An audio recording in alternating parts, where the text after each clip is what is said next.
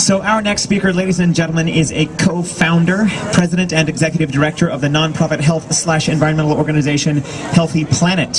He is a longtime host of the Healthy Planet radio show and has been educating the public about value-based food and lifestyle choices for over 25 years, which is nearly a quarter of a century.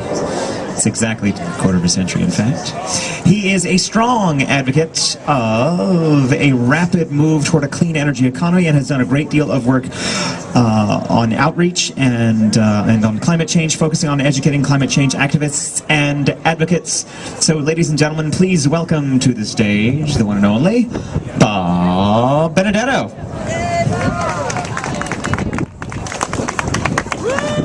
Knock him dead, Bob. Nice to be back. It's been many years that the Veggie Pride Parade has been doing outreach and doing great work and putting all of you people together. And so, again, we've heard it many times, applause for Pamela Rice for putting all this together all this time, tirelessly. Way before probably most of you even knew about what this issue was about. So you're out here and you deserve some kudos as well, because number one, you've likely made some choices in your life that involve giving things up that other people are eating. Everyone's eating it, everybody's doing it, and you stepped aside and said, I'm going to do this. Probably, maybe some of you for personal gain, personal reasons, but mostly for selfless reasons. Because you found out something, you learned something, maybe here, maybe somewhere else, that prompted you to take action for the world, for others, for all the creatures on this planet, for the climate, for the environment, and that's wonderful. But you've taken it a step further, and coming out and showing your bodies here, you're actually speaking this message to a larger audience. And that's why it's really important that you people are here, that's one thing, but the people watching this video, you have the opportunity to be here next year, because we need more and more people at this event next year. Now also, the rest of you who are here, you could take this outreach with you when you go home. Watch the videos online. Share them with people you know. They're all online. Search Veggie Pride Parade. And you can share these videos. And that's another way. Instead of just taking it and holding it inside, share it with people you know. So, you've taken 2 steps. Now, I'm a believer in doing education in a broad scale on worldwide issues. Call it a holistic approach. And I think that that's valid because if we look at a small portion of the picture, we end up doing things like everyone else does. We end up doing things in a myopic fashion. I'm hungry, so what am I going to eat? You just think about the hunger, not about what's going to be created from the hunger. So you pick up whatever is at the store or the pizza place you're passing by. We're looking for a broader vision. But when we're talking about broadening the vision, we're also talking about looking not just about the hunger and what's good for me, but what's good for the world and what's good for everybody else.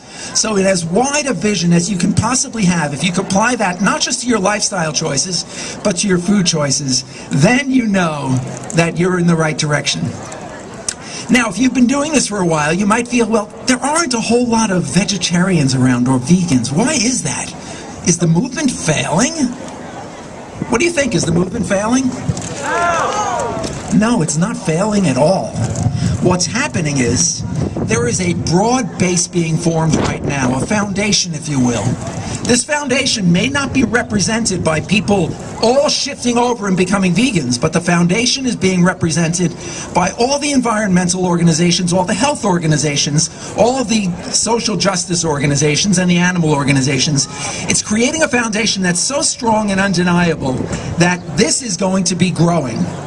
Now, Psychology Today did a survey of people, and they asked how many of them were vegetarians, and they got a certain percentage, you know, a small percentage, and then they called those people back a couple of weeks later, and they said, what did you eat in the last 24 hours? A lot of them said, well, I had meat, I had a burger. So it's kind of funny, but this is not a failure, again, because think about it. As more and more people are identifying with the values that are represented by choosing a plant-based diet, a vegan diet. When I talk vegetarian or I talk vegan, I mean vegan, because vegetarian, 100% vegetarian is vegan. So if I use that term, just so you know, I'm not referring to people who are eating cheese and eggs. But when you're choosing this lifestyle, when you're identifying with it and saying, yes, I'm one of them, Psychology Today called them behaviorally challenged. I think you can identify with that, right? You don't want to eat ice cream or something, or vegan ice cream, or you don't want to eat so much of a certain food, but you just can't help it. It's there. Behaviorally challenged. We're all behaviorally challenged, and that's okay. It's a slope that we're all walking on, and it's a gentle incline. Some of us have stronger legs than others, and some of us need a little bit of time to get up that slope. But the point is that the information that's out is so powerful, so incredibly necessary in our society today and going down the road, that this will be a growing movement. In order to have a growing movement, though, you need good leaders. Do any of you, I don't know, probably not, I'm guessing, but are any of you aware that there's a presidential election coming up? That was a joke.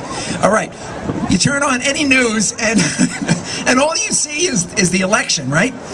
So how do you decide on a candidate? I'm going to share with you how I kind of look at the whole situation to try and give you some kind of basis, because there are a lot of issues out there. And some of them are so complicated, I cannot pretend to know. I can make guesses, and I can listen to people I trust, but I just can, foreign policy, some aspects of foreign policy.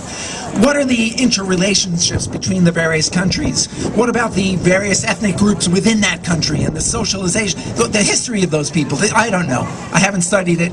So I can't choose a candidate based on that very well. However, there's something I do know. And it is climate change. I know climate change is something that is agreed upon by not every single, but the vast majority of scientists who know a lot about this issue. And what are all of them saying? They're saying that it exists, that it is a massive threat to our society, and that we need to make changes now. And if we don't make them now, then we have got problems, because once we tip over the scale goes this way, it doesn't just come back. So the leaders we choose now really are, they necessarily have to be very aware and say the right thing on climate change. And there's another reason, not just because it's important, because the leaders that we choose are going to have their finger on the button. Now, are you going to choose someone to have their finger on the button that can't make a simple decision about an objective fact? Think about it. All right, some of the candidates are saying, well, I'm not a scientist, so I can't really comment on climate change. Have you heard that one? They all seem to use that. Now, how can they possibly say that when they're the people we depend upon to be in touch with the best of the leaders in their fields and to get the truth out and therefore represent that truth? So how do we trust them? Well, we need them to take a stance on climate change that says, yes, it exists. So I'm going to go through the candidates a little bit with you. And also, there are two other issues. One, how they eat.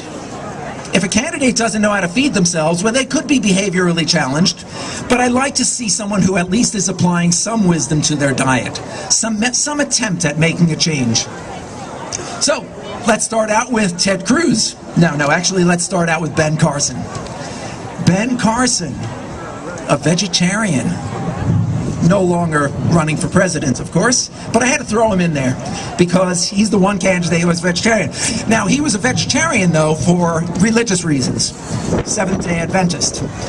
But he did make a statement that said that the animals will breathe easier once everyone makes this move.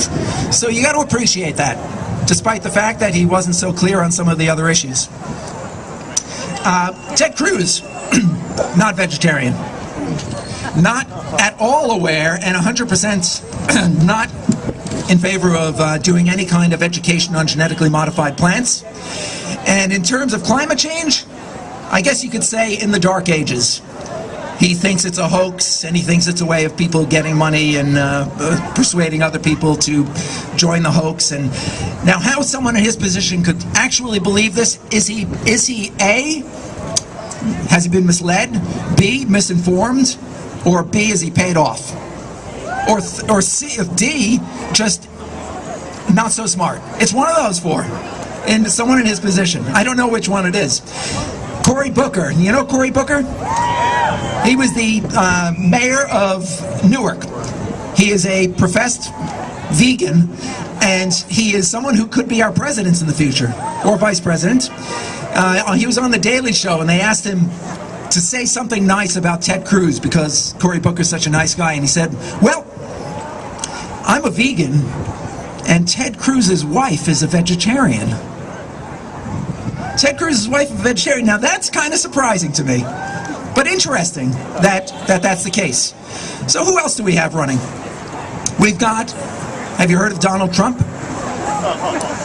Yeah, someone back there has. Well, strangely enough, Donald Trump, his hotels tend to cater to people who want organic, whole food diets. They even have a vegan option in a lot of their menus, which is bizarre. Yeah, I wouldn't have thought that. Donald Trump, not vegan. Donald Trump, where does he stand on GMOs? We don't really know. But Ted Cruz, by the way, I didn't mention, got a 12% rating from the Humane Society. 12% out of 100. Pretty good, huh? So he's not an animal man. But Donald Trump, let me see if I can get a quote from him, because he's so good. There we go. He says, climate change is a hoax and a money-making industry.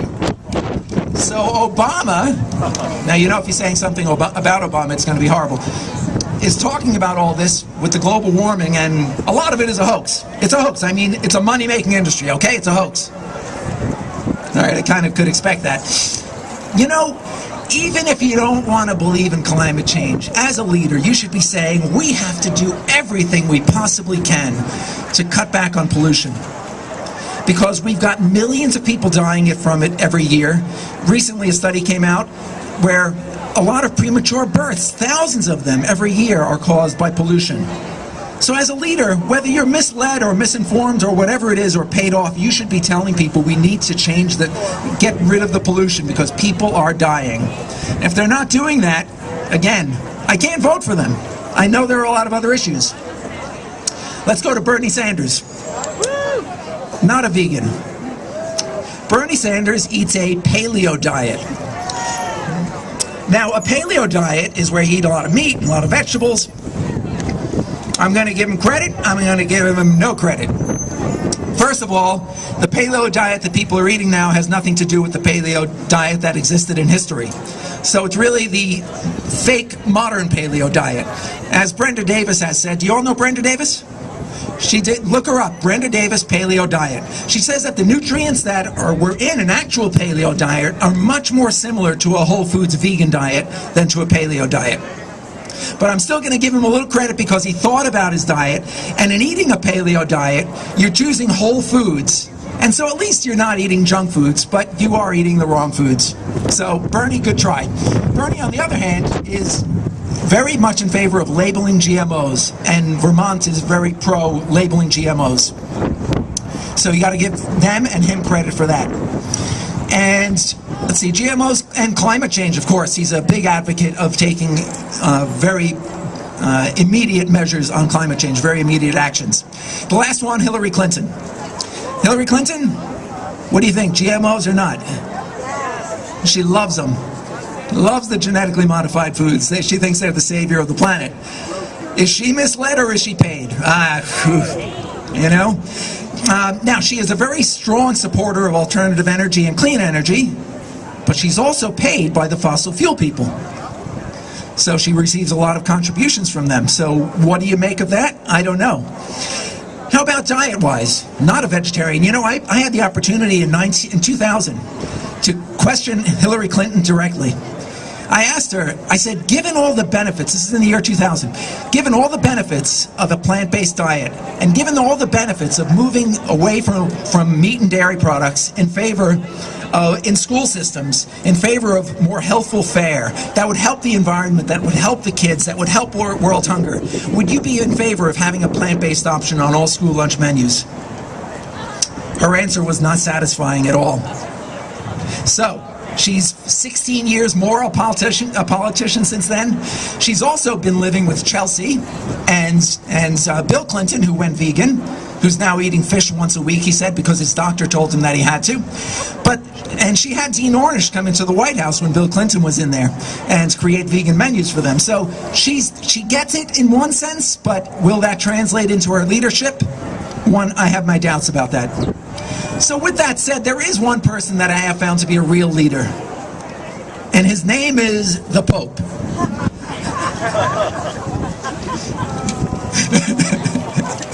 And if I can find it, I know my time is up, but I'm still going to read you a quote from the Pope.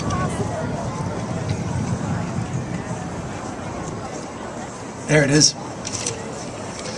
Now, if one of you said this, I would think it was really great. But when the Pope says it, I think it's amazing. And this is just a snippet of the wonderful things he said related to animals.